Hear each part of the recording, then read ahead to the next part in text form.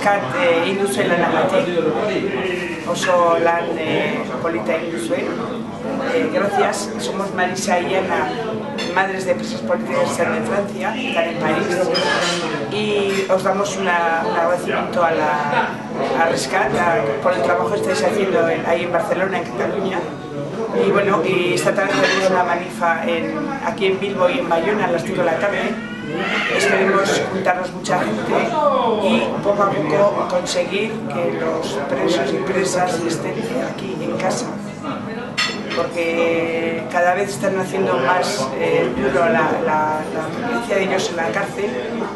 Están poniendo tanto en España como en Francia, están todos dispersados y muy pocos en cada cárcel, y están haciendo la vida dura para ellos y también para nosotros, claro, pero sobre todo para ellos y ellas.